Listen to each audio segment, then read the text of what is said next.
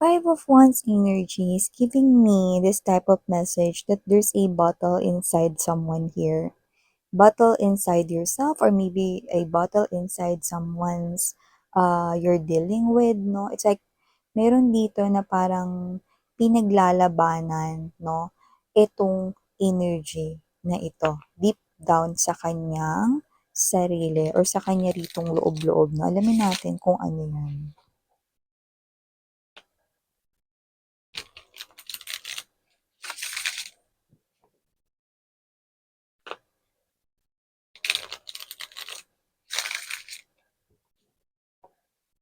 Okay, let's go!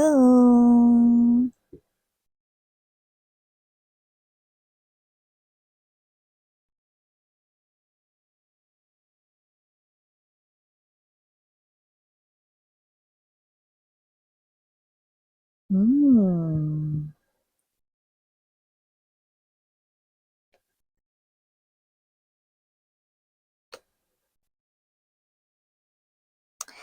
Okay, ang masasabi ko lang sa nakikita ko rito, it's nice to see you again. Yan, oh. Hello again. Parang ganong klase ng energy.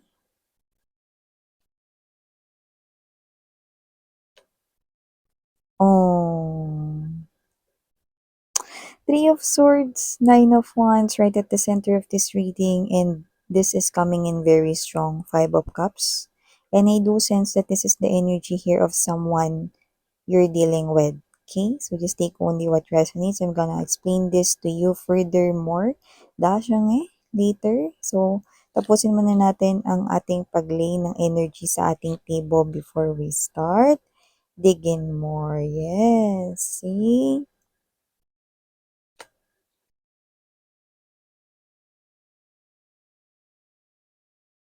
Okay.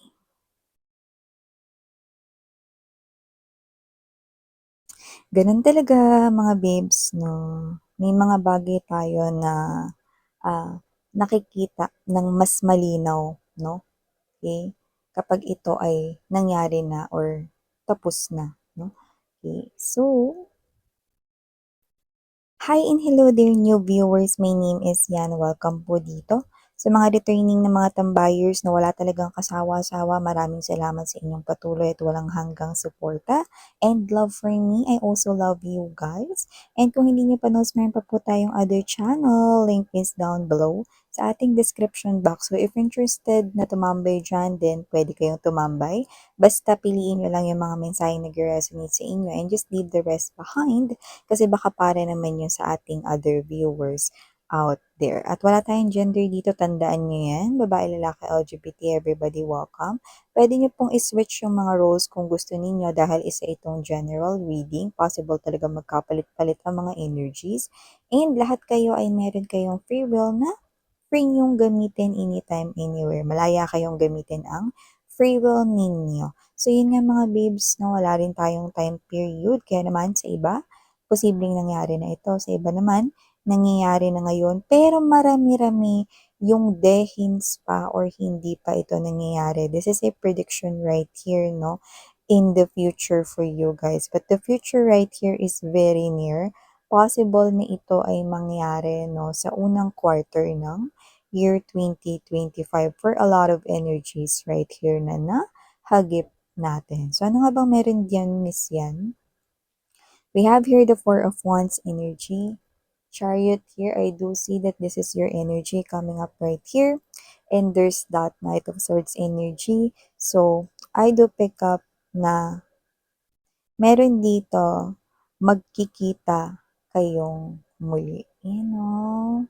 So, nakita ko dito, no, na kung sino man tong energy na to, no, this person here is magiging masaya siya rito to see you again, no. So, nakita ko dito na siguro, no, meron man ditong nangyari na hindi maganda sa inyong samahan before, no. Parang pag nangyari itong pagkikita na ito, wala na lang iyon, no. Parang lahat kayo ay naka-move on na, no, doon sa nangyari na yun. No? Kasi nakita ko rito, you are embodying the Nine of Coins energy. Like, this is you, pag nakita mo siya, it's like, "Oh, kamusta ka na?" Gano'n yung energy mo, eh. Parang this is you, ano man yung naging pag-aaway ninyo noon, wala na yun sa'yo, wala kang, kinikimkim na hatred dito 'no, or grudge towards this person right here, no matter kung ano yung nangyari noon, okey? Pero nakita ko may history kayong dalawa, so definitely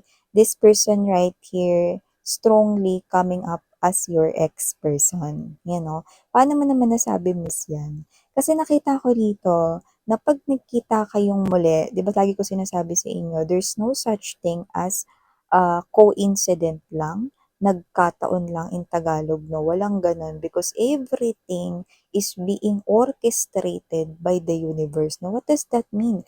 Ibig sabihin, lahat ng nangyayari sa buhay ng tao ay well orchestrated or talagang nakatakdang mangyari ng naaayon sa kagustuhan ni universe, okay? So, ibig sabihin ang pagkikita ninyo nitong tao na 'to ay nakatakda din talagang mangyari, okay? Ang pagkikita nito with this Four of Wands energy chariot card right here, nakikita ko 'pag nagkita kayo ulit, maaaring kayo ay taken na, may karelasyon na, may bago na, may nagmamay-ari na ng puso ninyo at sa iba, kasal na kayo. Yung iba 'pag nagkita kayo ulit ng iyong ex dito, kung sino man 'tong lumalabas na 'to 'no, possible na kasama mo na yung new partner mo, yung new hubby or new wifey mo, like asawa mo na sa iba sa inyo, like kasal na kayo 'pag nagkita kayo ng person na 'to. Sa iba naman, meron na kayong bago or may iba na kayong napupusuan or nakikita ritong wife or husband material 'no, with a lot of potential. Meron na kayong new person, new love sa inyong life. 'Yan. So 'pag nangyari ito, either kasama niyo yung special person ninyong bago or you're wearing your wedding ring. The sign that you are already married or committed, no, legally with someone that you love. So, either kasama mo yung person na special for you or hindi mo siya kasama pero you're wearing a sign na meron kayong asawa na. Sa iba sa inyo 'no, possible na meron siyang makitang evidence 'no, na kayo ay already in a relationship kung hindi pa kayo kasal 'no. Maybe yung keychain ng bag ninyo 'no, is yung, photo ninyo together ng iyong new person, may mga gano'n, may makikita siyang sign 'no. Or maybe, okey, kapag magkasama kayo nitong ex na 'to 'no, dun sa araw na pagkikita ninyo na possible na may tawag kayong ma-receive na because I'm seeing swords right here, no? May tawag kayong ma-receive from your special person, no? And from there, maaring mabanggit ninyo yung tawagan ninyo. Oh, baby, ha, okay, I got it, no? Nabili ko na yung ganito, ganyan, or whatever, no? Kasi maaring magkita kayo sa mall, no? Like, magkasalubong kayo, nito, ganito. Parang may sign 'no, like you're saying babe 'no, dun sa kausap mo sa phone. So it's an indication also, it's a sign also that you are already in a relationship na, "Oh, mahal, okay, yeah, I got it." May ganong klase ng energy. So ibig sabihin dito, makikita niya obviously that you are already committed with someone else, whether you are in a relationship pa lang with a new person or whether you are married, this person, no, makikita niya yon vividly and clearly. And your energy is very radiating right here. You are happy with your new love, no? So, yun yung makikita niya rito. So, after such a long time, no, na siguro naghiwalay kayo, nagkanya-kanya na kayo rito, na whether meron kayong mga pinagtalunan, pinag-awayan before, like, na-wash out na yun, no, for you guys, na parang it's all in the past, okay? Parang hindi sa nakalimutan mo na yun, kundi wala na lang yun sa'yo. So, this is you, no, na parang you just bump into this ex of yours, no, and parang this is you, you approach him or her, no, na like a friend, no, like someone you know, no, yung hindi mo naman siya dito parang itinatuwa na hindi mo siya kakilala or whatever because I'm seeing you right here, no, na 'pag nagkita kayo, "Oh, kamusta ka na?" no, whether that's sa pila ng grocery store, whether that's sa mall or kahit saan, no, you're gonna bump with this person right here, no, and this is you, babatiin mo siya. And there will be a chit-chat right here, no? Kaya nga mapapansin niya rito, no, sa'yo na talagang iba na yung aura mo. Mas nag-glow up ka, mas gumanda ka. No? Alam mo kasi mga babes, no? Lumilitaw sa physical appearance ng isang tao kapag siya ay happy, no? So, you are happy in your new life and in your new relationship. So, nag-glow up ka rito, napansin niyang nag-level up ka dito, no? And your energy is very radiating. It's illuminating blissfulness, happiness, kaya kitang-kita niyang masaya ka. So, nakikita ko dito that after this chit-chat right here, no, kaya sabi ko kanina dito, 'di ba? Oh, 'di ba gumanon ako kanina? So, okay, mga babes, no, with the Three of Swords energy right here, no, Nine of Wands, and there's this Five of Cups energy. After the chit-chat, no, like parehas na kayo rito na naghiwalay, "Oh, nice to see you again. Sige, una na ako, yan, oh." And nag-separate na kayo rito, 'no. This person right here, alam mo yung mau-observe niya yung sarili niya na parang, "Kanina lang happy ako, but after ko siyang makita, bakit parang I feel na parang I'm feeling down." Yan, 'no. Parang may lungkot akong naramdaman, 'no. There's a little pain, 'no, na naramdaman siya rito. So, dito mga babes, 'no, hindi naman po slow ang person na ex ninyo. Kaya dito, 'no, mukhang mare-realize niya with this Four of Cups energy, and there's this, look at that, 'no, Page of Wands energy. Ayan, oh, malungkot siya. So, in short, 'no, nare-realize niya rito na meron pa pala ritong natitirang love for you guys, 'no, because there's still heartache, 'no.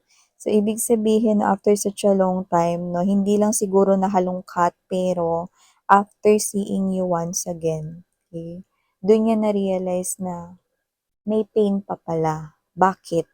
Kasi may natitira pa palang love para sa'yo, okay, dito sa heart ng ex mo. Nabuhay yun ulit because nakita ka niya ulit. Akala niya wala na siyang feelings for you because hindi niya kayo nakita for such a long time. Okay? Kung ano yung such a long time na yun, kayo bahala kung anong period yan, kung 6 months ago yan, years, whatever, 1 year, 2 years, whatever. Okay?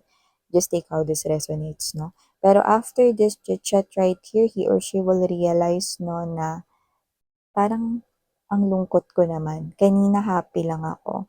Pero nung nakita ko ulit si Collective, eh, actually, particularly nung narinig niya that you call someone else, babe, your hubby, your wifey, no?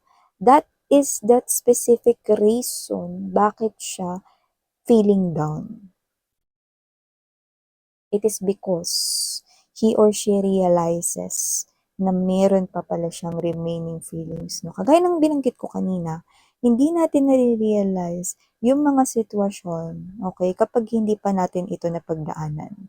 So, ibig sabihin dahil naranasan niya na nakita niya kayo ulit, hindi niya na-realize na nung time na hindi niya kayo nakikita akala niya na-forget niya na kayo rito, 'no. But after seeing you, okay, yung pain na naramdaman niya is an indication na meron pa pala siyang love for you na natitira, 'no. Pero dito mga babes, 'no, with this Page of Wands right here, 'no, and there's this Eight of Coins, nakita ko rito na because you're already taken at ayaw niya na ritong guluhin yung mundo mo just because na-realize niya sa sarili niya na meron pa siyang feelings for you, magfo-focus na lang daw siya sa pera. Kasi sa pera daw mukhang may chance pa. You know? So, dito mga babes na magpo-focus na lang siya rito, no, sa kanyang stability, sa kanyang money right here, no, and with this Three of Wands, Ace of Cups, and there's this Eight of Swords energy, no. Kaya niya gagawin yun, no, is to divert his or her remaining feelings, no, na makalimutan niya na talaga, no. Parang this person right here, para sa kanya, it's such a good thing na nakita ka niya ulit, no? Para ma-remind niya sa sarili niya that it's all over now. Na wala na talagang chance to get back together with you because you're already happy with your someone new. Ayan, oo.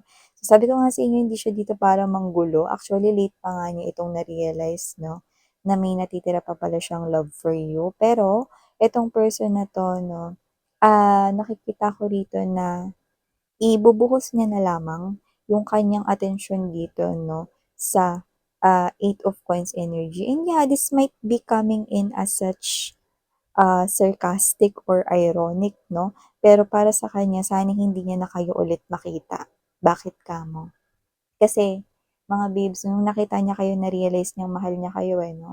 So parang siya 'to na sana hindi ko na ulit makita si Collective. Kasi baka 'pag nakita ko siya ulit, baka mawalan na ako ng kontrol sa sarili ko. Hmm, akin ka na lang, you know?